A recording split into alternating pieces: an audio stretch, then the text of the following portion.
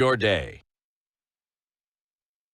Especially among the Hausa. Christianity is dominant in the south and middle belt, that is among the Yoruba and the Igbo, and we have a significant population practicing traditional African religions. Now, hospitality and community in the country, Nigerians are considered to be friendly individuals, and even as we talk about them being friendly, there's always a fight of jollof, who has the best jollof, and we've agreed Nigeria has the best jollof. You know, we do not want that fight in the studio today. But then again, let's just talk about the proverb that we get from Nigeria. The child who washes his hands eats with the elders. The child who washes his hands eats with the elders. I'll start with you, Silas. How would you interpret that? May I say good morning to all the parents in this country and the government at large. That proverb is tough. The child who does what? Washes his hands eats with the elders. I would understand in a way that a child who understands himself or herself will have a bright future. Yes. Yeah. Okay.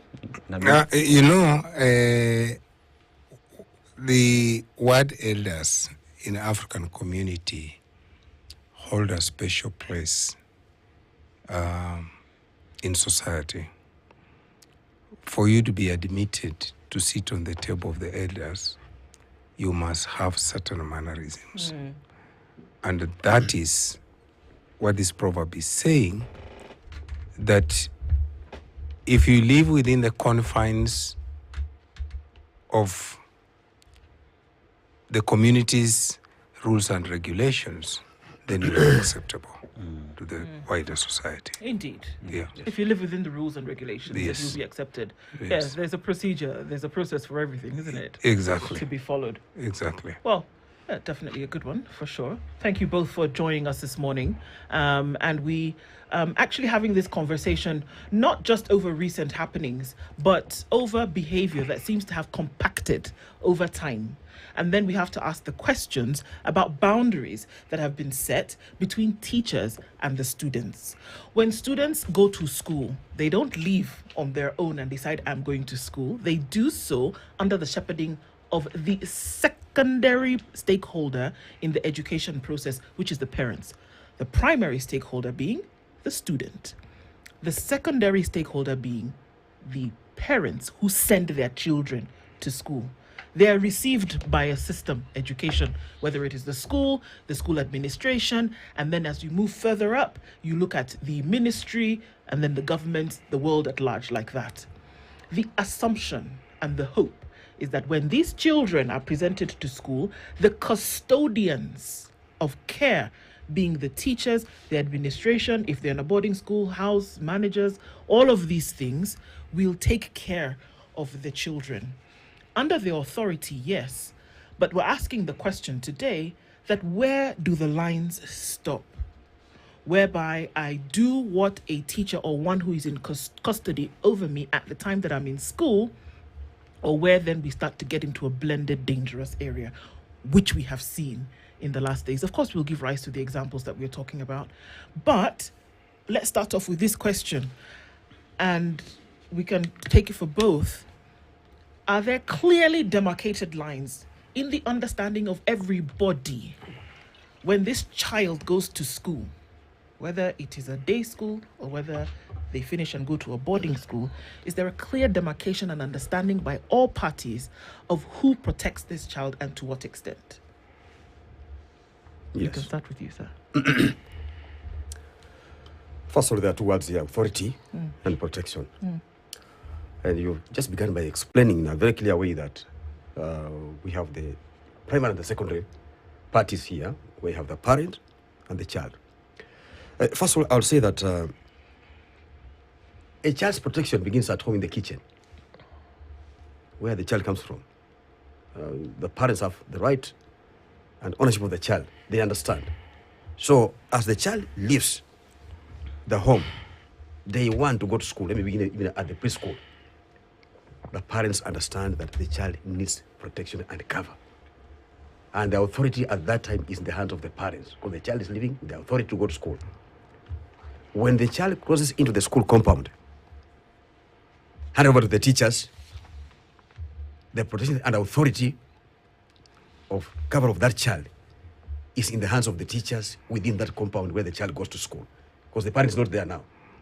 He has handed over. It's like the way assistant chief hands over a criminal to the police. Once the criminals have been given to the police, they take over from the what? The assistant chief. So when the parent hands over the children to the hands of the teachers, be it at the primary school level, at the secondary school level, when the children are within the school compound, they are under the guiding of the school administration, boards of management, the teachers, the cooks in the schools, even the dogs within that compound. They know that we have students in this area. They are covered and they are protected. So, when we look at what is happening right now, I think as you go in that, I want to say this, that we have Kenya as a country. Our country has signed both local and international instruments on the child protection. We have the Convention on the Rights of Children, which clearly speaks about the boundaries and protection of the children. The African Charter on the Child's Right. We have the Kenyan Constitution 2010 speaking on the protection of the child. We have the Children's Act. And we have what we call the Sexual Offensive Act. Offences Act, yes. Yes. And this act, the last one, speaks loudly on the boundaries, especially how a child in school should be treated. And therefore, its authority and its power given. The Teachers Service Commission Code of Conduct for Teachers clearly explains the work that teachers are supposed to do, their roles. So with all these instruments in place, what we are seeing happening in some of our schools, even at home, to the children, it leaves the world in a dilemma.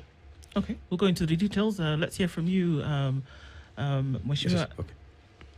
What are your thoughts about where these boundaries? I mean, it's clear there are protocols that have been signed, they've been ratified within country and then externally as well on a global scale. So the country has said we're going to do this. Teachers sign a code of conduct when they start.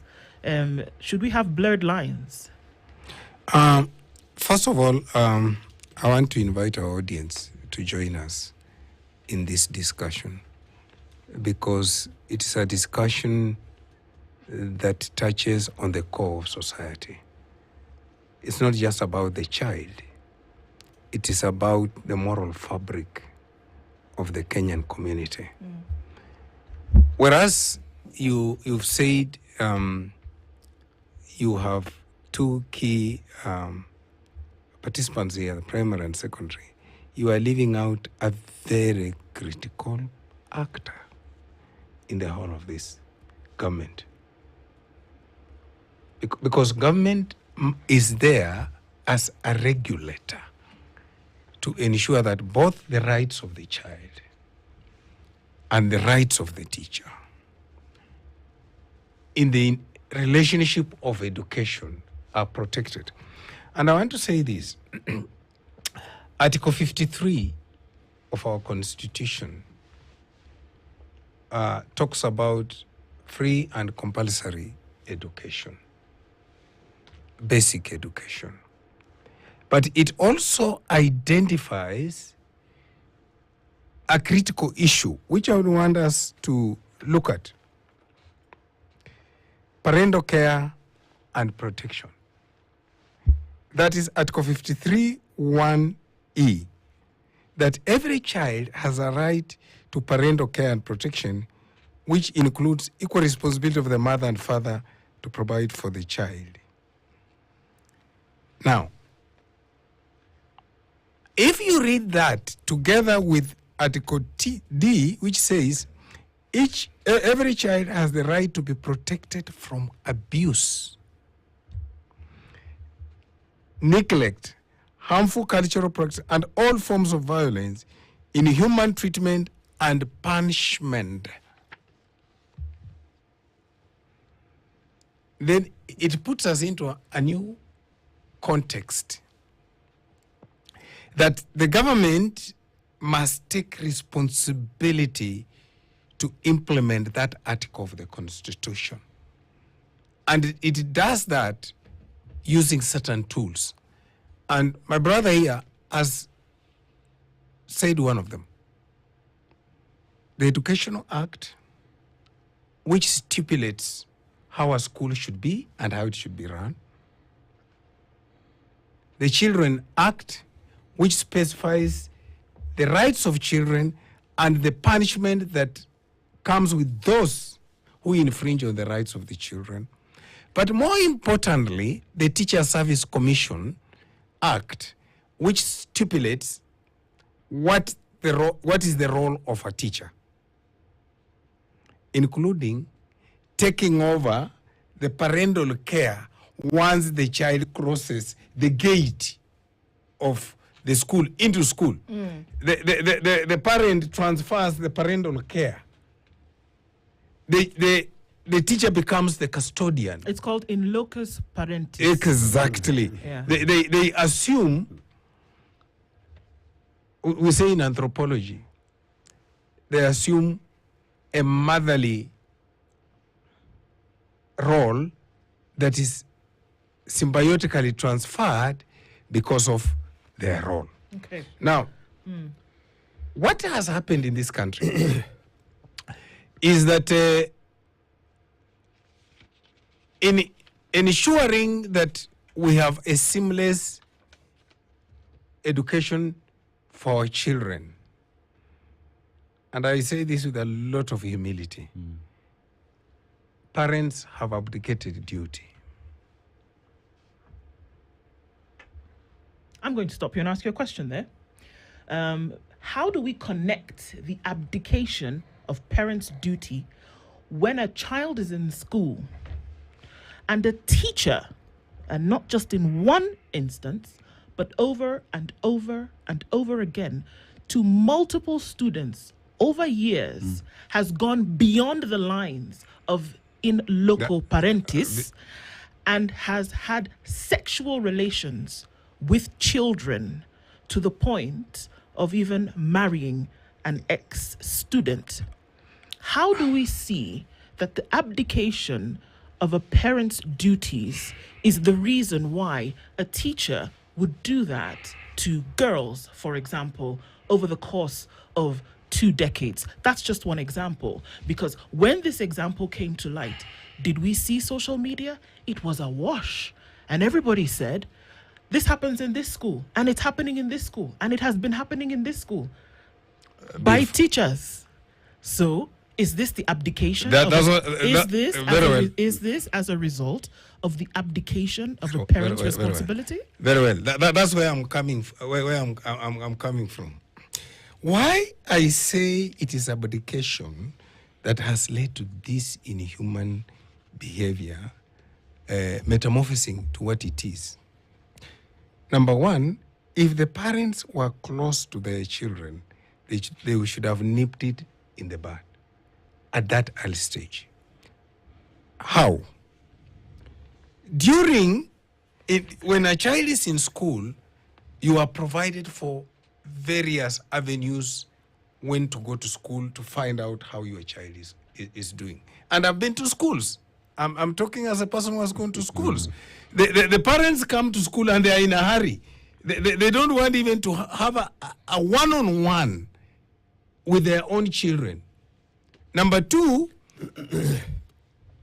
if you look at this story of alliance, let me be very clear, because that's the story that is. Are you telling me that all these children were so naive not to share with their parents? Yes. For all these years, that tells you a story that as parents, we have failed our own children. Mr. Nabi, how would you respond to the word grooming, in the sense that it is a crime? And let me just go deeper into what grooming means. Grooming is a process where an adult builds a false sense of trust or friendship with a minor in order to, one, gain access to, lower the child's defenses, and 3, prepare them for abuse, usually sexual or exploitative. We talk about an adult taking advantage of a minor, manipulates them, and puts them into these box that they're able to take care of their feelings and manipulate them to where they want them. At that point, how have parents abdicated?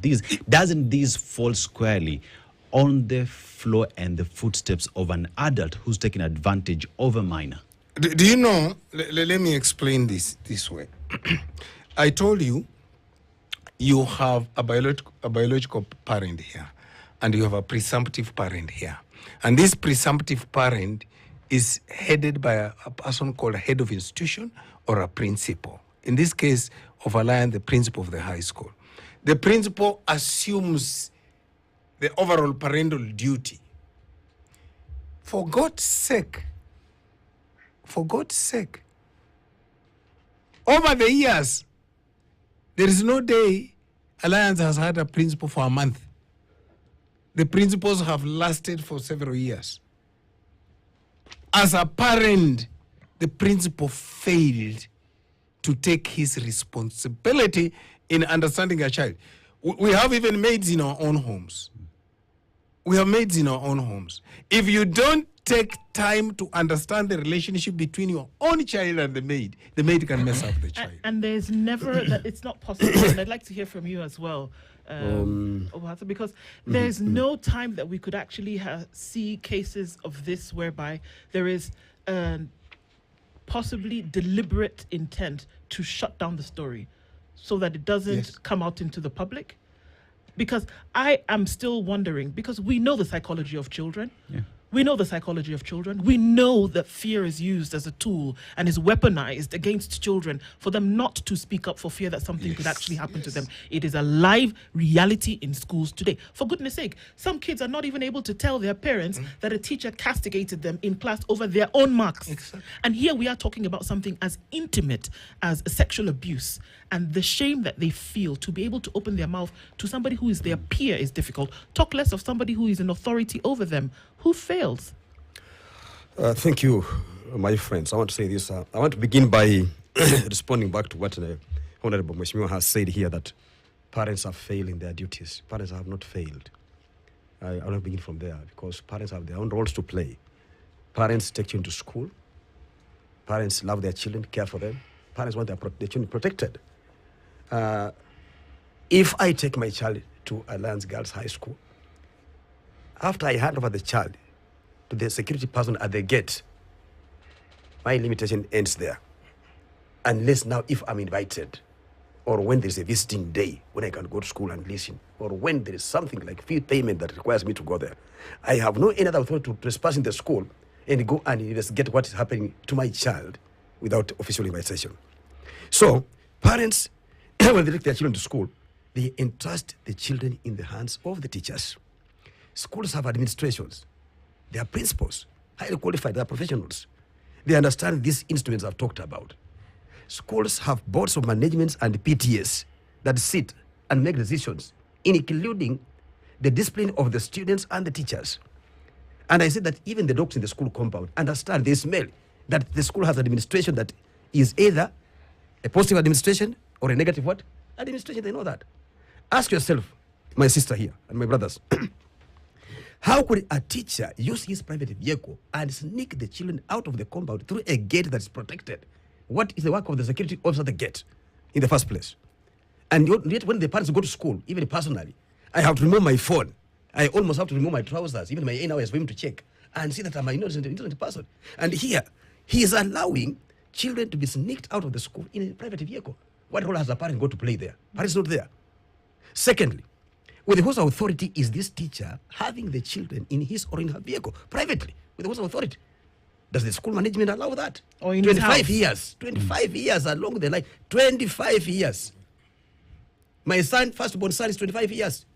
He's not an accountant. Do you know how old he is? How can this happen for 25 years in a school where there is a board of management, where there is a principal, where there are teachers, and it's happening in silence? Now, when it comes to children, we are talking about a child. We are not talking about a mature person. These are children whose brains are still growing. They're still developing. And children, even if they are given sweets, they will keep quiet and they will not say. They will not say, even if they are in pain, they will not say that they suffered.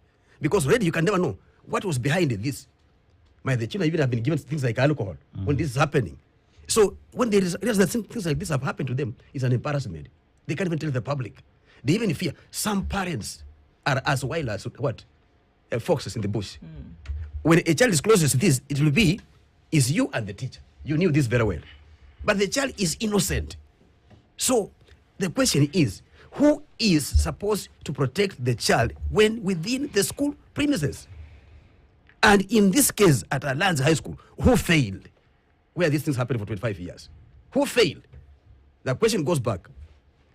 Where was the school administration? The principal? Where were the teachers? Where were the school prefects? Where were the school security officers? Even the cooks? Where were they for 25 years? Now, the story is coming out. And you hear again, the same person being involved owns a woman from that school. You want to tell me that the wife didn't know this? She could not even disclose to her own friends outside that my husband could be doing this. Are you seeing this? So we cannot blame parents that they fail. Here, the failure is exactly to the school administration and the board of management. They must come clear and explain to the public when all these things were happening, where were they? They should be held responsible for that one. I think there is a misunderstanding, a conceptual misunderstanding of what I'm saying. And I want to explain to my brother here to understand. Even that board of management you are talking about, there is a representative of parents. That board of management you are talking about. That's what I'm saying. They should be held responsible. Let me tell you. I've said that. And that's what I'm saying. I've said. That's what I'm saying. Yes. And this person called the principal. Yes. Why do we subject our rights of children to them? Because we are assuming they are going to take up the parental role. That's number one. That's what you must understand. They are supposed to take up a parental role. They are professionals. Yes. Number two, yes. You are also forgetting a very critical thing. That for a school of a C1 school, a national school of Alliance Nature, it is not just anyone who gets to that board. It is who in this country.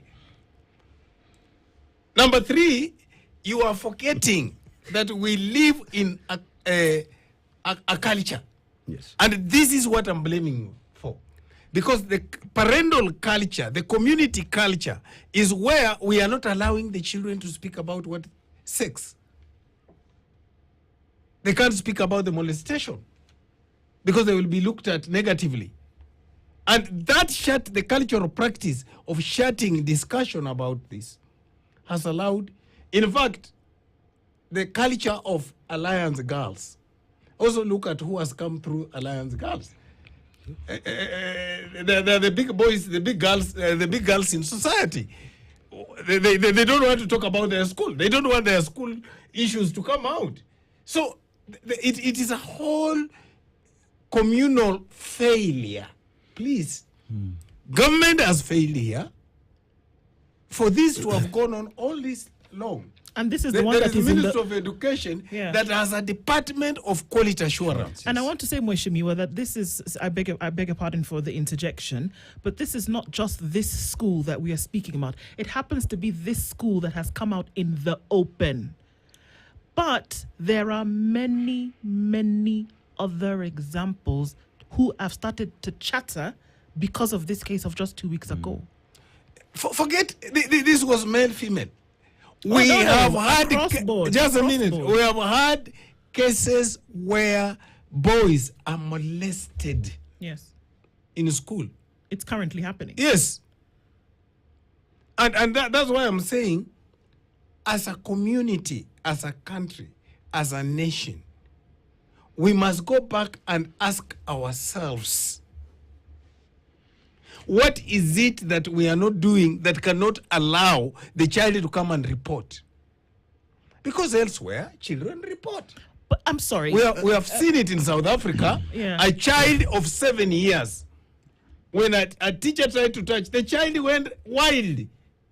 What is it that we have done so wrong that our children, a child is molested from Form 1 to Form 4, girls are 18 years. But you see, Mr. Nabwera, as we talk about the children who come out to speak, we also must take cognizance of the fact that we're talking about psychological manipulation here. Even in jurisdictions where children do speak, not everyone speaks. We must lay blame where it belongs. Here we talk about the systemic failures that we have in these institutions in matters of making sure that these children are taken care of. The teachers have failed to take the responsibilities of taking care of these children while in these institutions. And even while at that, then again goes to the regulator, TAC. What are they doing in terms as the regulator in making sure that quality assurance is checked in rotation every other time to ensure that these matters come to the fore? So we must lay blame on the teachers who have failed parents, who have donated responsibility to them to take care of the children. No? As she said this, Yeah. let us have the truth on the table. Before you do that, Mr. Bohatsa, I just want to bring out something that I think is very important for us Yes. to take into consideration here. That we are all, and to an extent, to kind of buffer the point that Mweshimi has brought up here, that we are operating in systems for which silence is being used as a tool. Exactly. And the problem that a lot have been faced with, I mean, for goodness sake, these are schools that tell you not to tell your parents if you are sick. Exactly. If you're sick, Exactly. physiologically unwell, you're not allowed to pick up the phone and call your parents and say, I am unwell. Go and talk to the nurse first of all, and they will do the due diligence after that. So silence, unfortunately, has been weaponized over and over again. So now, as you bring in your submission, when we say that we should have this, whereby we are encouraging this hush-hush mentality, there's no way girl, boy, across board is going to come and speak out about something that is so dehumanizing to them, especially at that age, which by your own admission, they're not even formed. Yeah, so let me come back to this. I want to speak about one thing that Mweshimiwa has said. The government has policies. The work of the government is to formulate policies. And the work of, in the teaching force, the work of the teachers is to implement. The heads of the institutions are there to implement the policies that the minister has put in place. Now, Teacher Service Commission has put a very clear code of conduct in place, self-explanatory. Chapter 6 of the Kenyan Constitution speaks about integrity, how one should carry himself or herself. Teachers are professionals. And therefore, that's why I'm still insisting that when parents hand over the children to the teachers, they know that they're handing over their children to the right people, to their brothers, to their sisters, to their mothers and fathers, because these teachers are also parents, where they come from. There's no teacher in any school, be it a national school or a county school or a sub-county school or a village school, who would want to hear that his or her own children was molested by a fellow teacher. There is no parent who want to hear that, even just that thing being mentioned to the child, that maybe there can be those advances. I'm a teacher by profession, and I've worked under the Teacher Service Commission, a code of conduct for 29 years. And even to some extent, the Teacher Service Commission produced a brochure to the teachers to read, and would say that don't look at a student in a manner that is likely to suggest that you can have those advances. Teachers have that. So why should a teacher cross a boundary to that extent? But the big question is 25 years. What was happening in this school within those 25 years? These people who are coming out with these things yesterday, where have they been? And most of them are all students. They are all students of those They schools. should be charged. They must have they must have gone through that and they were quiet. But guys, Just before that, what has gone prompting them to come out and bring this as at a late hour like this one? Secondly, they are going there to demonstrate like hooligans. What's the demonstration? They already, the children have been messed about. Even if they demonstrate, what are you showing to the public? Well, instead of saying, we have been in this school. I was here this year. I should have had one of them saying, I was here in 2018 and I never saw this. So. Yes. You had one say that? Did you hear about it? No. They never say. They say, I was here. so molested me. Yeah, They don't nobody want says to that. say. And they are all folks of this school. This school. Alliance High School is one of the most, Alliance Girls is one of the most highly respected schools, both locally and internationally. It's like a campus that is equal to those campuses in the US. And when this kind of stuff comes out, even the parents may fear to talk about it because the name of the school will be destroyed. Now, if the parents cannot talk about it, the former guards of the school cannot talk about it, but the teachers cannot talk about it, the cooks cannot talk about it, how do you expect a child of 12 years old to open up and say I was molested? Impossible. Do you know how it began? You don't know where it began from. The question I'm still insisting is, how did the children leave the gate to go for this? Was that in the school compound, in the open? Nobody saw that. It's alleged that he's got a house on the compound. So. No, I think, allow me to say something. Yes. And this is what I try to get involved in one of the schools in my constituency. Something happened that a child who was supposed to be in school was not in school, was found in an accident with a teacher. The child had the child did not have permission to be out of the school. The teacher was supposed to be in school. It's a working day? It was a Saturday. So I got to know. So I asked TSC to get involved. I asked the local administration to get involved. As we were just finalizing the process, the disciplinary process, the fact-finding process, first, the parents of the child decides to hide the child, get the child not accessible to the sub-county director of education. Completely. So I get involved. I ask the chief, you must produce this child. By the time the child is coming, all the other things we need to do, you can't do them. Medically, you can't do them because it is out of time. Then I insist we must get to the bottom of this. Then the child comes, the parents has tutored the child. The child comes to say, I was feeling unwell, so I was going home. Mwalimu picked me on a motorbike, and unfortunately, we got an accident. Two questions I asked. There were this hospital here, there's this one here. Why were you heading? You have passed these two hospitals. You are going to the farthest end. Were you asking the child this? Yeah. You No, were I'm asking the wrong teacher. person. Okay, the I'm child. asking the teacher. I mean, the teacher says, the child said, I want to go to this hospital. So we ask the mother, were you aware your daughter was sick? No. The father, were you aware your daughter was sick? No. Unfortunately for us, the teachers have a collective bargaining agreement. And one of the bargainable issues in that is disciplinary process. No admission from the child. The parents are protective of the child and they don't think the teacher was wrong. Where do you go? I think, and the medical test we should have done to see whether there was sexual intercourse, the child is being found 5 days after.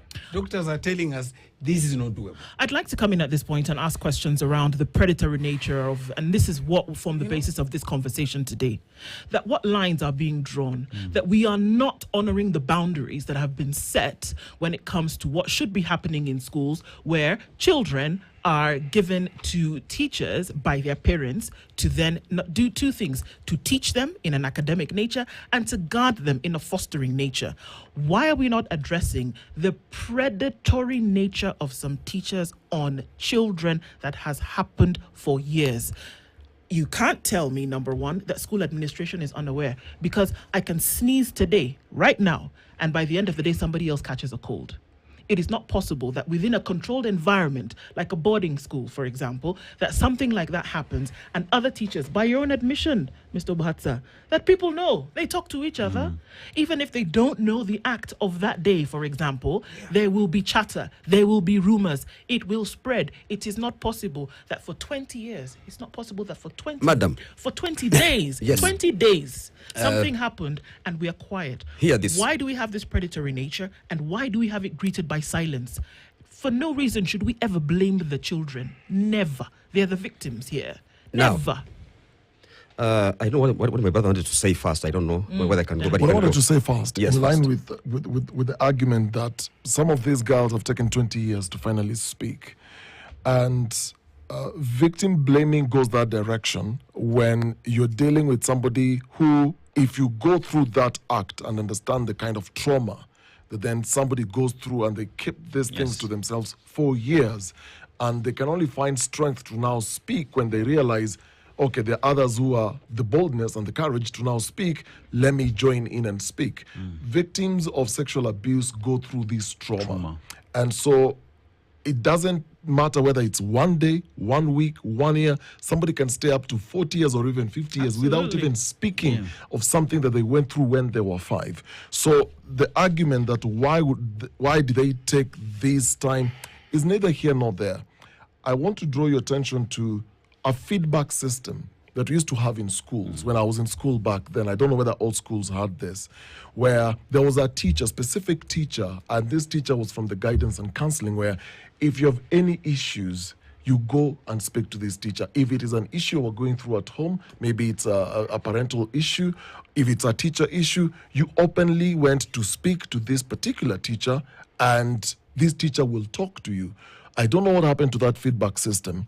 In Cape Town, there's a school where an incident like this happened. And what they ended up doing is girls were taught, and it's not the parents who did this, it's the school, because once the child gets into the school, it's the school that can design programs and can come up with conversations of how do we secure these girls. And so the feedback system was in such a way that if a teacher comes close to you to whisper to your ear, touches you in an appropriate way, and this is how inappropriate will look like, the students are told to write directly.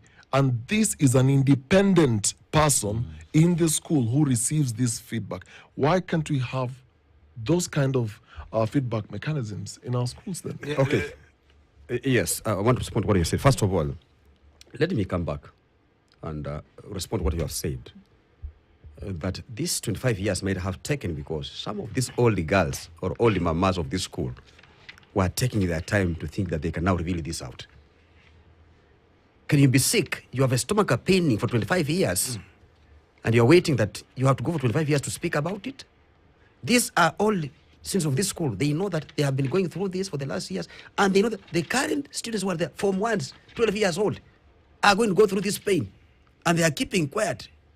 So what provoked them to come and reveal this at this late hour? They should have been, just a minute, they should have been held responsible. The person who came with this out, first of all, starts to be held responsible. Secondly, we have said, Sorry, hold who responsible? No, I'm sorry. She did. We need to be very clear on this, that she did actually come out, but there was a court order that gagged her from speaking out. That she Okay, wanted to okay. come out in a very, very clear manner, Yes. but the subject, the teacher that is being mentioned at this part, Was- actually went to court and got a court order to gag her okay, from okay. speaking. That's Ju- ju- clear. Just let me put this thing in context. I'm actually seized with that issue, and I have a lot of documentation to that issue. There is an aspect you are not getting what he's saying. Forget about this one who came up. There are many others. There are many more. Yeah. And my problem is 7 of them, having gone through this, have taken their own children there. 7 of them, they're telling us they have their own. You've gone through this animal fellow. I call him an animal. And you still want to trust Your child. your child. That's why I'm telling you, you people are not addressing the issue. The issue here is moral decadence of the society. Everybody is a contributor to this thing. Correct. We are better off keeping quiet because we will destroy our school. We are better off keeping quiet because we will destroy our own status. Mr. Nabi, let me just add this there. There's something that Dennis has just shared, which is in terms of trauma. And trauma leads to several issues. And among them is guilt, shame, and helplessness. And no one in this room can tell how long one would deal with these issues until when they can come out to speak. When we talk about moral decadence that there is, the women that went through this process, can you explain? It is only them who understand what happened to them and the shame, the guilt, and helplessness that they feel. If they speak 25 years later, it is right for them to speak then. We cannot trivialize my brother, them. my brother, Can you explain to me? Can you explain to me why you would then want to take your own child to be subjected to the same? Let's do this in I some need to order. understand this. Let's do this in some order, Mr. Obuhatsa, please. Yes, I still want to deny what you're saying. Yeah. A mature person taking a criminal offense under bed for 25 years is dangerous. We are talking of children, and I still repeat, these are children that do not understand themselves. Like now, madam and my brothers here, we are heading to transition of grade 9 to senior school. Are you going to tell me that the junior girls that are coming from primary school, these are green children going to senior school at Alliance High School, Alliance Girls? Someone will keep quiet when they are being molested for 25 years to come and speak 25 years later because of shame? What shame is that? If you can't speak shame out, then the shame will eat you. So it would have been better for them to keep quiet because maybe they enjoyed that for 25 years. Oh, well. Oh, wow. I No, think you that's- can't say No, that. let me You finish. can't say that. Let me finish first. Allow You me have to this. retract We are what here. you That's why said. Mheshimiwa is saying here clearly. We must hit the nail on the head. We want to understand it. 25 years, we are coming to this point. 7 people come out and speak about this matter. Even if there was a court order, ask yourself, what was this court order talking about? What was it protecting? This is a criminal who has gone to court to get court orders. The DCI is there. He should have picked the court orders and to have gone through the investigations on this matter. They will not just have looked at that there are orders. Now, I come back here. Let me come to the parents. I have said that parents have their roles to play.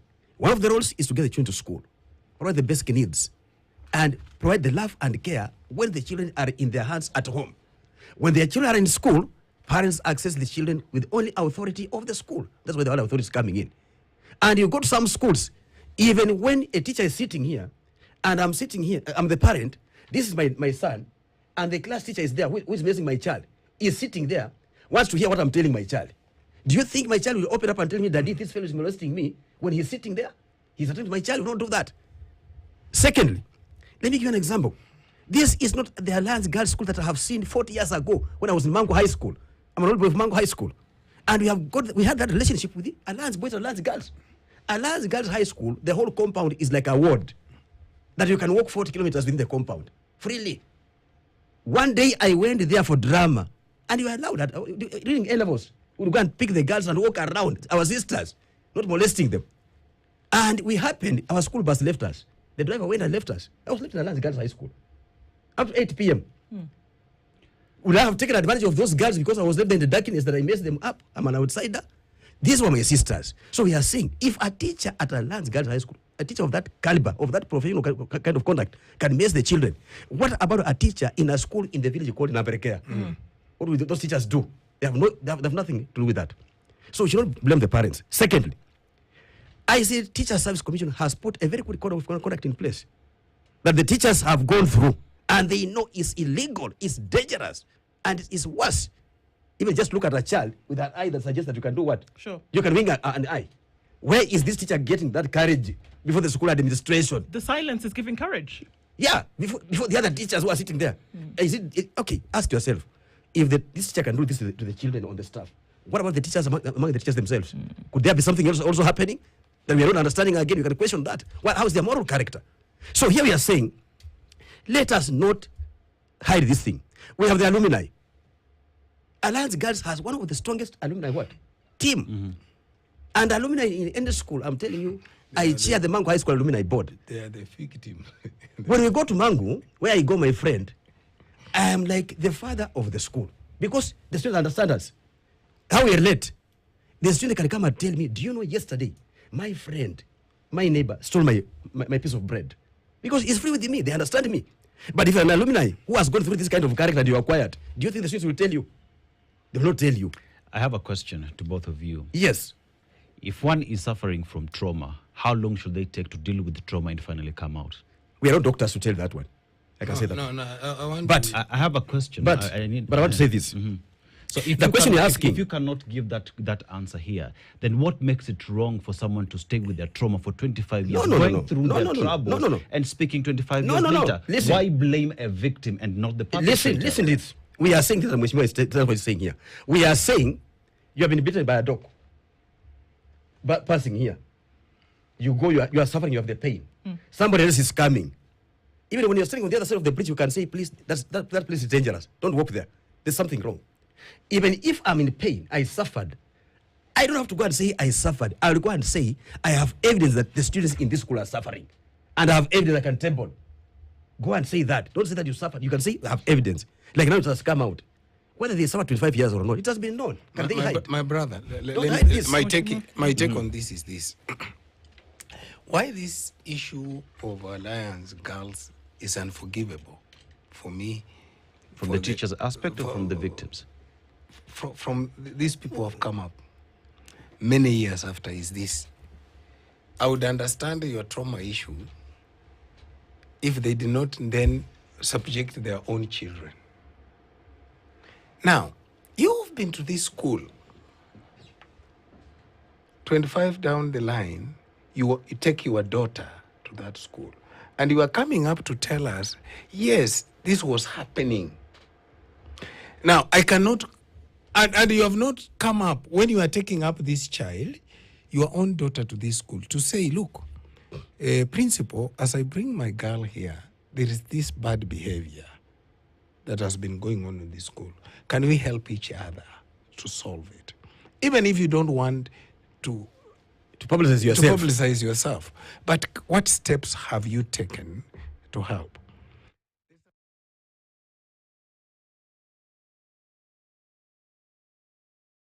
Room. The only way to start your day.